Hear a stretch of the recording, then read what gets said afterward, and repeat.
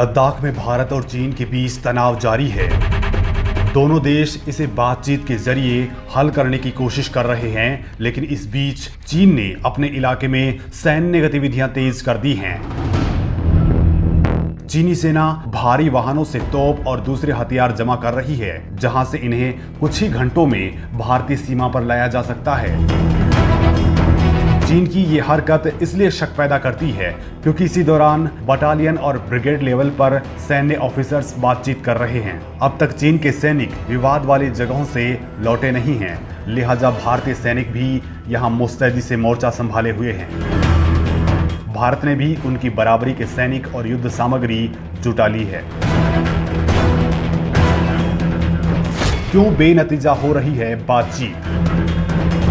Reports के मुताबिक दोनों देशों के कमांडिंग ऑफिसर्स और ब्रिगेड कमांडर्स के बीच रोज बातचीत हो रही है, लेकिन अब तक ये बातचीत बेनतीजा रही है।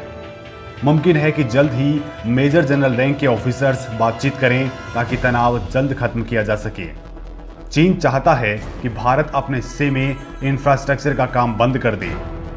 विवाद की वजह यह भी है कि चीनी सैनिक कई बार भारतीय सीमा में घुस आते हैं। हमारे सैनिकों से इनकी हाथापाई होती है।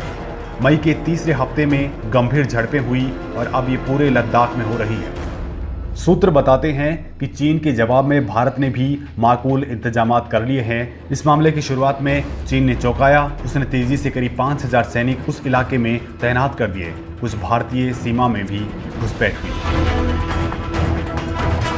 क्या खत्म हो सकता है सीमा विवाद?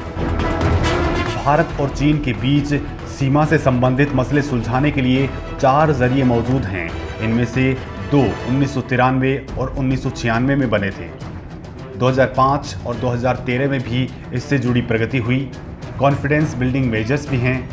इन्हीं समझौतों के आधार पर दोनों देश बातचीत करके सीमा विवाद सुलझाते आए हैं। प्रधानमंत्री मोदी और चीनी राष्ट्रपति शी जिनपिंग के बीच भी बैठकें हो चुकी हैं। इनमें भी सीमा विवाद बातचीत से सुलझाने पर सहमति बनी। रक्षा मंत्री राजनाथ सिंह ने भी कहा है कि चीन के साथ मिलिट्री और डिप्लोमेटिक दोनों लेवल पर बातचीत चल रही है। बातचीत जारी, फिर भी बढ़ी तैनाती। दोनों देशों की सेनाएं अपने युद्ध की क्षमता उस समय में बढ़ा रही हैं जब दोनों देशों के बीच सैन्य और कूटनीति के स्तर पर बातचीत से झगड़ा सुलझाने की कोशिश हो रही है। जब चीन की सेना LAC पर आर्टिलरी गन और कॉम्बैट व्हीकल लाने लगी तो भारतीय सेना भी चीन के पास अपने बेस पर चीनी सेना को टक्कर देने लायक हथियार और युद्ध सामग्री जुटाने लगी।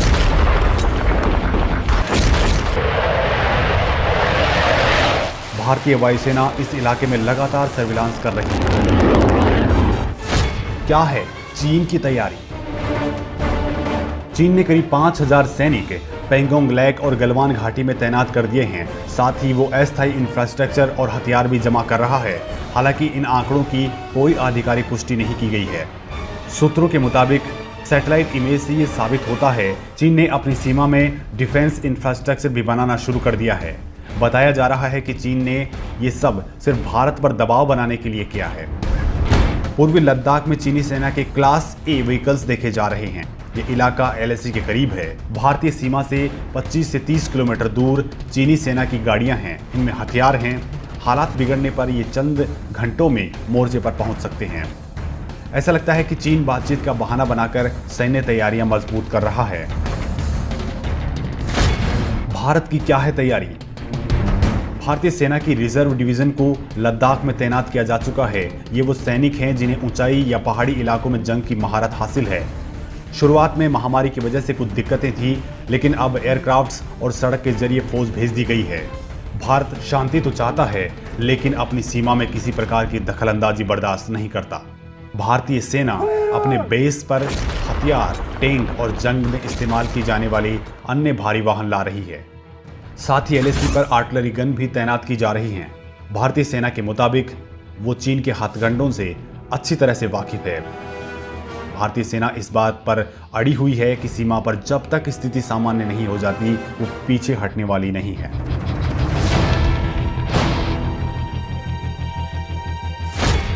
चीन ने भारत को दी चेतावनी। चीन ने भारत को खुली धमकी देते हुए कहा है उसे चीन अमेरिका विवाद से दूर रहना चाहिए। चीन ने भारत को सतर्क रहने की सलाह देते हुए कहा है कि इसमें दखल देने से उसका बड़ा नुकसान होने वाला है। चीनी सरकारी मीडिया ग्लोबल टाइम्स में छपे एक लेख के मुताबिक चीन ने कहा है कि कुछ ऐसी शक्तियां हैं जो भारत सरकार को इस कोल्ड वॉर में एक पक्ष के समर्थन में खड़ा करने के लिए कह रही हैं, जिससे इस स्थिति का वो लोग फायदा भी उठा सकते हैं। ऐसी शक्तियां भारत सरकार के आधिकारिक स्टैंड से संबंध नहीं रखती हैं और चीन के बारे में गलत सूचनाएं और अफवाह फैला रही हैं। अगर स्पष्ट कहा जाए तो चीन अमेरिका विवाद में भारत का फायदा कम लेकिन नुकसान ज्यादा हो सकता है। विकसित देशों के समूह G7 में भारत को शामिल करने के संकेतों के बाद अमेरिका ने रविवार को कहा है कि चीनी सैन्य क्षमता से उत्पन्न खतरों के मद्देनजर अमेरिका भारत समेत दुनिया के कई मुल्कों के साथ साझेदारी कर सकता है।